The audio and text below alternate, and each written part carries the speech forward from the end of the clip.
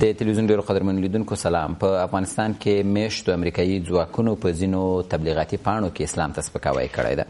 د راپورونو له مخې په پروان ولایت کې امریکایي ځواکونو له الوتکو څخه داسې پاڼې غورځولې دي چې په هغه کې قرآني آیات لیکلي دي او ترڅنګ یې د سپي او زمري څیرې رسم کړي دي.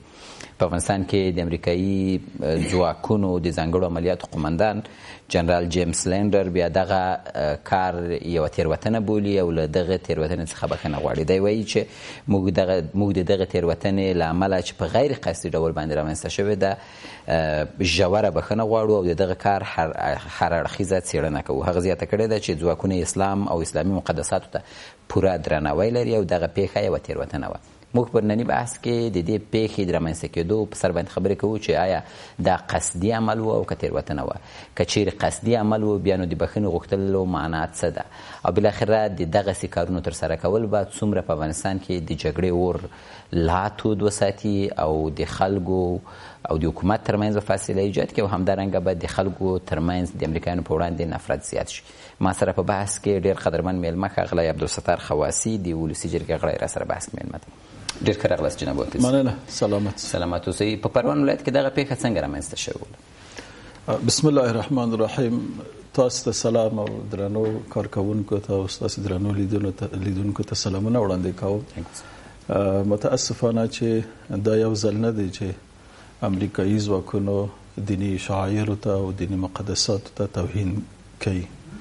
دا بار بار تکرار شوی ده. که تاسو په یاد یو ځلې د ماشومان په توپ کې مبارکه کلمه ولیکله بیا په دشتو کې وغورځوله چې ماشومان ورسره لوبې وکړي او په هغه توپ کې لا اله الا الله محمد رسول الله نوشته او تاسو پوهېږئ د اسلام اوله بنا کلمه طیبه ده او بیا یې په ډیرانو کې قرآنونه واچول بیا هغو ته اور واچوه.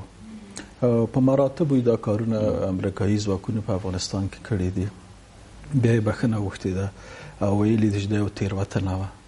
زه فکر کوم چې امریکا قصداً په افغانستان کې صلح او ثبات نه غواړي. ځکه نه غواړي د هر چا شاعر دینی مقدسات ته تاسو توهین که څوک وکړي هېڅ امکان نه لري چې هغه خلک د احساسات ښکاره نه کړي، د خپل هغه دیني جذبه ښکاره نه کړي. د دې په نتیجه کې همدا دی چې بېثباتي او بدامني ملک ته راځي. زه فکر کوم مشخصا اوس دې پیښې په ارتباط باندې وایي چې دا تېروتنه ولا زه راځم زه دې خبرې ته راځم. دا پاڼه چې تاسو وینئ دا پاڼه اول طرحه شوې ده بیا ډیزاین شوې ده. پس د ډیزاین په دې کې مشاورینو بحث کړی دی چې دا پاڼه خپره شي او که خپره نشي. نو زه فکر کوم 4-5 مرحلو نه دا تیره شوې ده بیا دا نشر شوې ده خپره شوې ده. تېروتنه یو کار ته وایي چې ځکه داسې لاس کوم او د ګیلاس چپه کوم دې ته تېروتنه وایي ځکه تصادفي او آني کار دی. ما کوم یو کاغذ چې هغه اول طرحه جوړیږي بیا ډیزاینیږي بیا چاپیږي بیا پرنټیږي بیا نشریږي د 15 مرحلو کې. یعنی په وی مرحله کې دوی متوجه نه سو چې دا تېروتنه ده. یعنی په 15 مرحلو کې دا کاغذ پس لغنه به د پروان او کاپیسا په ولایتونو کې غورځول شوی دی.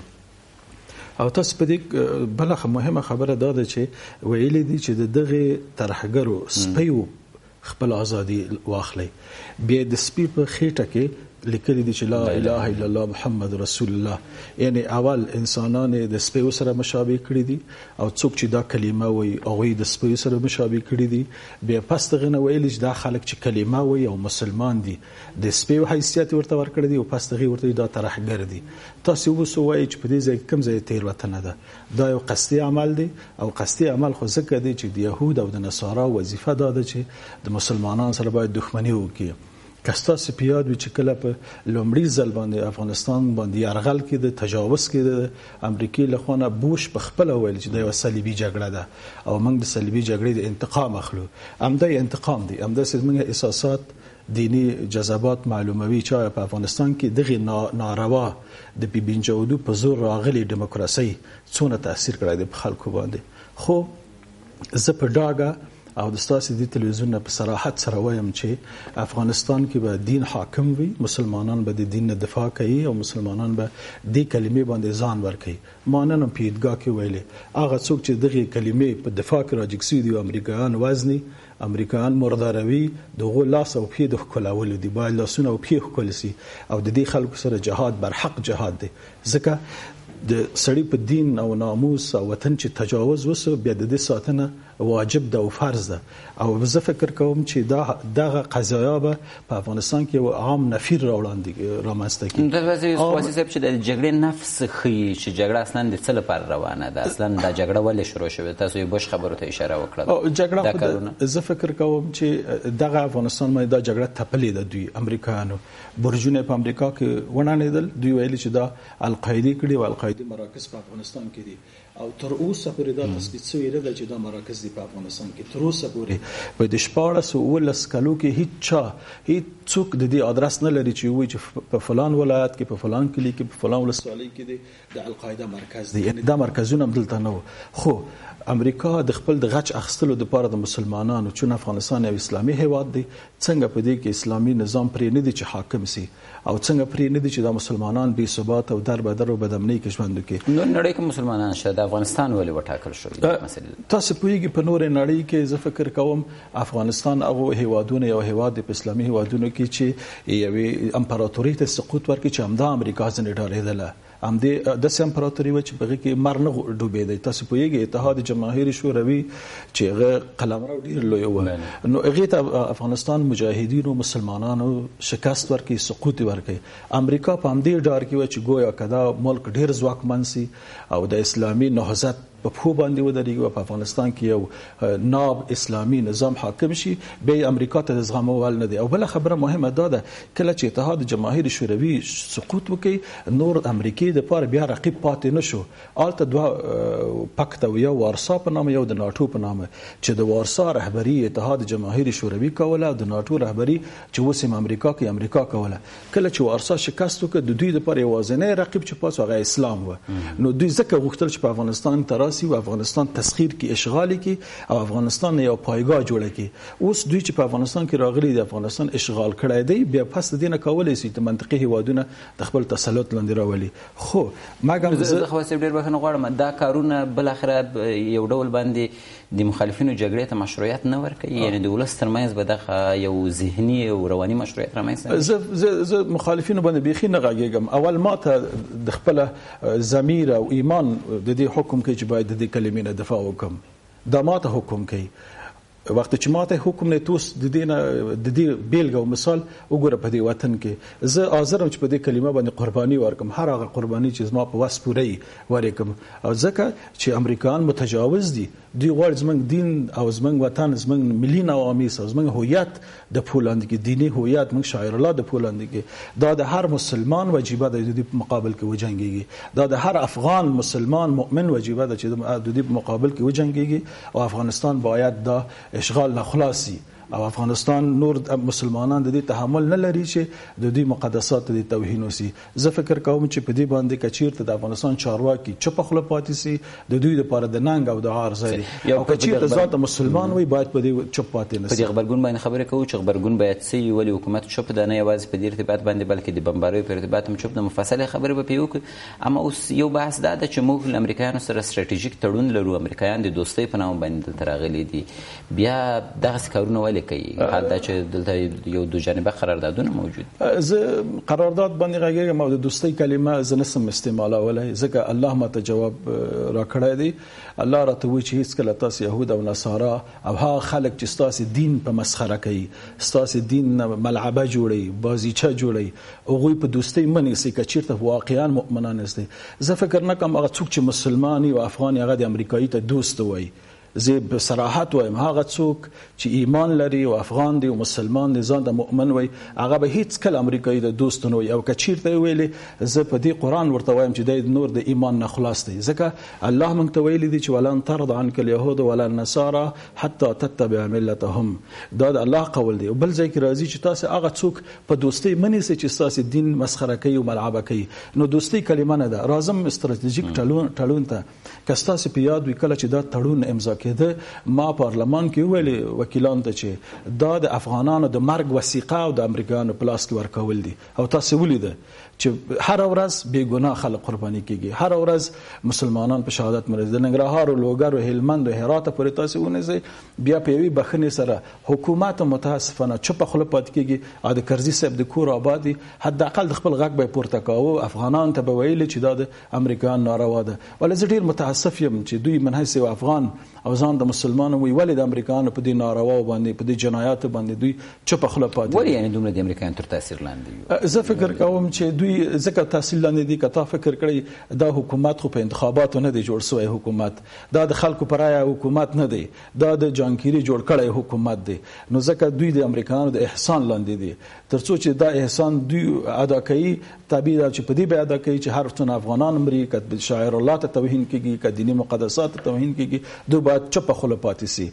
دلیل دا دی که چیرته دا د خلکو پر رایه راغله و یو ځواکمن افغاني حکومت و چې په خپل پښو باندې ولاړ، زما باور دا دی چې دوی به هیڅ کله چوپه خوله نه پاتې کېده. هغه افغاني ضمیر به د دوی بیدار و او امریکایانو ته به په ښکاره ځواب ویلی. د دې اهدافو باندې خبرې وکړو، د امریکایانو اهداف چې کوم دي دا څه دي؟ هغه څه چې ویل کېږي چې ډیموکراسي راوستل دي، له شورزم سره جګړه ده، مخدراتو او کلماینځه وړل دي، د افغانستان باثباته کول دي، ښه حکومتداري رامنځته کول دي، او کنه د پردې شاته اهداف نور دي. او هغه څه دي چې د په اعلامیو کې خبرې پاڼو کې زه فکر کوم کوم مخدره مواد، هغه مخدره مواد چې دوی په تیارو کې انتقالوي. تاسو په دې ستراتیژیک تړون کې او په دې امنیتي تړون کې لیدلې دي، آلته ویلي دي چې هیڅ څوک د تفتیش او د بازرسي صلاحیت نه لري. هغه وجه دا ده چې دوی که هر څه بار کړه او هر څه راوړه، که چیرته موږ ته اټومي فاضلې راوړي دلته راته خښې کړي، او که د زموږ شتمنۍ ویوړه، موږ صلاحیت حکومت د دې نه لري چې غنه پوښتنه وکړي.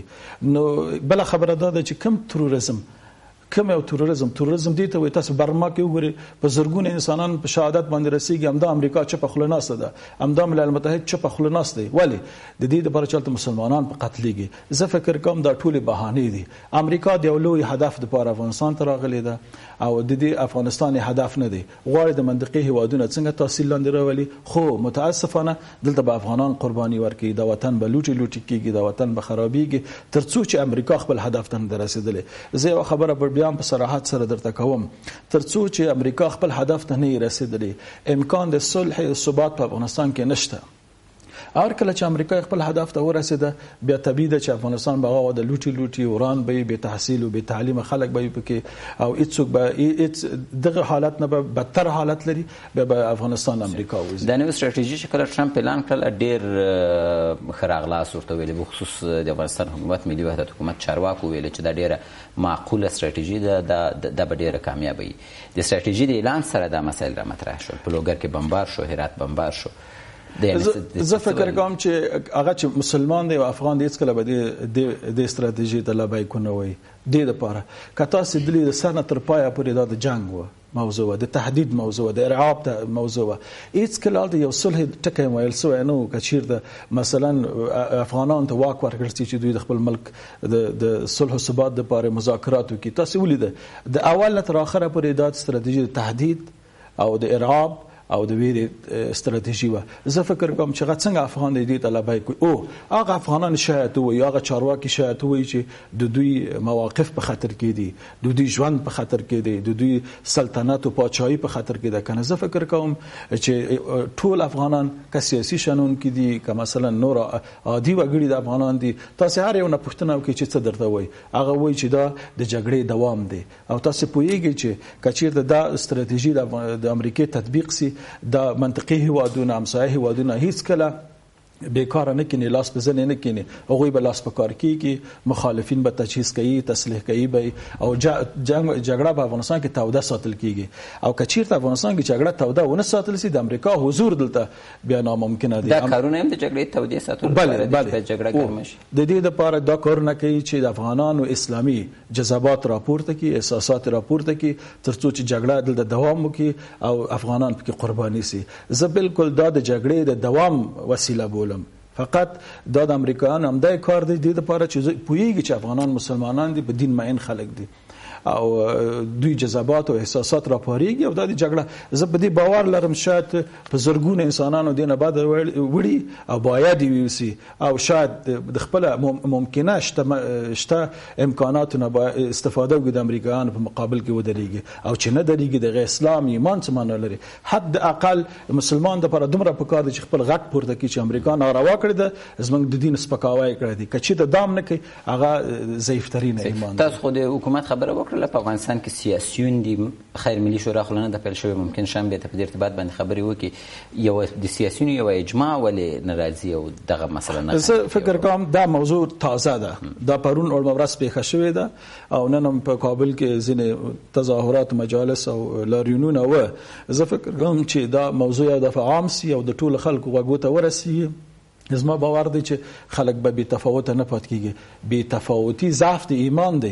زه په ټول ولس باندې غږ کوم چې بې تفاوته پاتې نشي په دې کې که چېرته خپل غږ پورته نه کړي او حکومت ته ونه وایي چې د امریکایانو حساب وغواړه او دا کار دی ولې کړی دی دا دی ولې په قصدن زموږ دیني احساسات او جذبات جریحه‌دار کړي دي که دا ونه غواړي زه فکر کوم دا حکومت بیا د افغانانو حکومت نه دی نو بیا هماغه چې ورته وایي چې جانکیري حکومت دی بیا خبره رښتیا کېږي نو بیا د داسې حکومت نه ګیله هم نشته. خو زه فکر کوم تر اوسه اوس وخت دی شاید خلک د خپل غبرګون ښکاره کړي په سولې باندې هر اقل د وروستي خبرې چې د طالبانو سره د افغانستان د حکومت او طالبانو سره روانې دي داسې ویل کېږي چې ځینې پټ تماسونه هم شته په د سولې په خبرو اترو باندې څومره بد تاثیر کولی شي خواست صاحب زه فکر کوم که چېرته حکومت د خپل غږ پورته نه کړي او دا عمل محکوم نه کړي دا عمل محکوم نه کی طبیعي ده چې خپل منفي تاثیرات لري او همداسې ګونګسي دي او د مطبوعاتو نه اوریدلي دي چې ګویا پټې خبرې د طالبان سره روانې دي او زه دا تقدیروم یقینا ډیر د قدر وړ دي که چېرته واقعا دا خبرې روانې وي دا د افغانستان د صلاح او د ثبات دپاره لوی یو ګام دی او موږ یې تقدیروو خو خبره دا ده چې حکومت باید دا محکوم کړي باید دا تقبیح کړي که یې ونه کړي ځکه افغانان مسلمانان دي او د دې کلمې دپاره 1.5 میلیون انسانان شهیدان ورکړي دي 15 میلیونه مهاجر سوي دي دا وطن چې لوټې دی دا د بیکاري او د تنبلي د افغانانو نه دی او تاسو پوهیږئ دا ټوله نړۍ د 4 لسیزو کې ډېر رشد کړی دی او ترقي کړې ده او په پښو ولاړه او 4 لسیزې کې چې افغانان د خپل دین لپاره قرباني ورکړې ده که چېرته د حکومت دغه غونې کې زه فکر کوم چې شاید دا خبرې ټکنۍ سي او ووایي چې ولې تاسې د امریکایانو مخه نه نیسئ. سید خواسي صاحب یو بل بحث دا ده چې اوس د مخالفینو د صفوفو د غښتلي کېدو خبره ده یعنی که دغسې کارونه کېږي مخالفین ورسره غښتلي نه شي د مخالفینو په صفوف به غښتلي نه شي یو اړخ خو دا ده چې مخالفینو صفوف غښتلي کېږي دویمه خبره دا ده چې زموږ ملي امنیتي ځواکونه چې الحمدلله ټول مسلمانان دي د دوی په روحیه باندې بد تاثیر نه کوي چې یو ډول امریکایان شاته هم ولاړ دي امریکایان مرسته هم ورسره کوي د هغوی په مرسته باندې دوی جګړه هم کوي د دوی روحیه نه تضعیفوي د جګړې کې. اول خو زه ستاسو د خبرو په تایید باندې چې زموږ پولیس اردو او ملي امنیت مسلمان مظلوم او بیچاره ځواکونه یعنی یقینا هر ورځ قرباني کېږي هر افغان عسکر یا هر افغان اردو پولیس چې مړ کېږي د دې وطن یو بچی دی او یو مسلمان په شهادت باندې رسیږي دې کې هیڅ شک نشته دی اما دا خبره ډیره مهمه خبره ده چې دلته امریکایان داسې ناروا کوي او بیا وایي چې موږ ستاسو حمایت کوو طبیعي ده چې په دې د پولیسو اردو په روحیاتو باندې متاثر کوي ځکه همدا پولیس وایي چې لا اله الا الله محمد رسول الله همدا اردو دا کلمه وایي او دې کلمې ته امریکایي سپکاوی کړی دی او بیا په دروغه په کاذبه ډول باندې وایي زه ستا شاته ولاړ یم خو دروغ وایي یو څوک چې ستا دیني شاعر د پښو لاندې کې مقدسات ته توهین وکړي دغه حمایت او دوستي دروغ د کاذبانه ده ځکه موږ ته الله ویلي دی او په قرآن باندې صراحت لري طبعا منفي تاثیر کوي او دا منفي تاثیرات همدا دي چې بیا د وطن کې ثبات نه راځي امنیت نه راځي او ګډوډي او ناامني وي. د امریکایانو هدف دا ده چې افغانان خپل منځ سره وجنګي نور بل هدف بالکل همدا هدف دی ما ویلي دوام د جنگ او بل بې ثباتي په افغانستان کې د امریکا حضور حتمي کوي او دا همدا لاملونه دي چې باید دا کار وکړي ترڅو چې بې ثباتي راسي افغانستان کې او جګړه ګرم وساتل شي ترڅو د دوی حضور حتمي شي.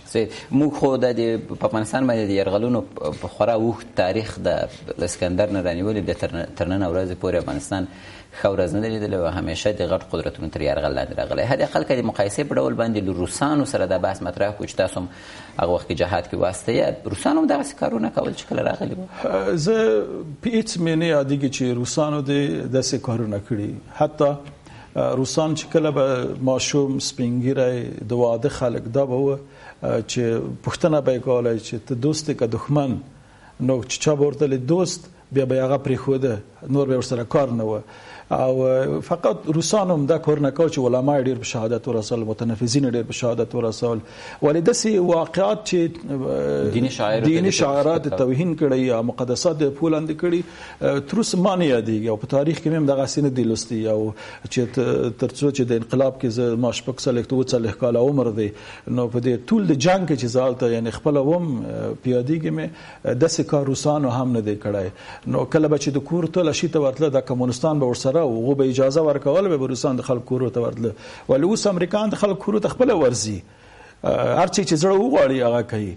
زه فکر کوم چې موږ روسان ته ښه نه وایو، روسانو جنایت کړی دی وطن کې، روسانو د بدبختي د روسانو منشا او مبدا د روسانو راتګ د افغانستان کې دی، اما هغه کارونه دوی نه دی کړي. حقایق د حقیقت د قضیې دا دی چې هغوی دا کار نه دی کړی، ولې امریکا حال دا چې په ظاهر کې روسانو یرغل کړی و، روسان راغلي یرغل خو دواړه دوی خو وایي چې موږ د امنیت د شورای فیصلې په اساس باندې راغلي یو، دلته له موږ سره ستراتیژیک او امنیتي تړونونه لري. کوم شورای امنیت؟ دغه شورای امنیت چې د امریکې یو د ماموریت دفتر دی، هغه شورای امنیت چې د یو د دفاع وزارت یو سکرټریات دی، هغه شورای امنیت چې د په لاس کې دی. شورای امنیت خو صلاحیت د دې نه لري چې امریکا ته وایي چې دا اوبه یخې دي یا سرې دي، د دې صلاحیت نه لري. د اسې پلمې او بانې دي. روسان هم د وطن کې یرغل کړی دی او امریکایان هم یرغل کړی دی، دواړو یرغل مساوي دی، هیڅ فرق نشته دی. خو د دې یرغل چون دی اهل کتاب دی، اهل کتاب دښمني نسبت د مرتدینو د دهریینو ډیره سخته ده. د نبی علی السلام زمانه چې تاسو راونی د حوض خزرج او د مدینه د يهود نصاراونه چې ونیسي، تر اوسه پر د دوی دښمنی ډیره شدت لري، ډیر حدت لري، او دغه دښمنی و دغه د وطن لوټ کړی دی، برتری او بل نه لري، اما دا کار نه دی کړی د شک دی.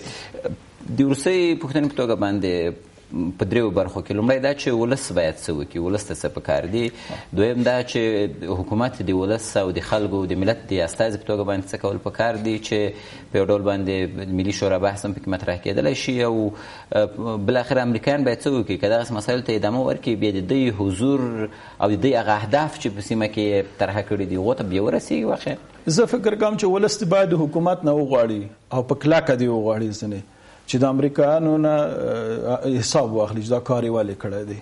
که چیرته امریکایان د کارو ته دوام ورکړي، باید فوراً د امریکایانو د خروج موضوع او د امنیتي تړونونو موضوع باید مطرح شي او هغه ملغا شي، او امریکایان باید زر ته زر د وطن ترک کړي.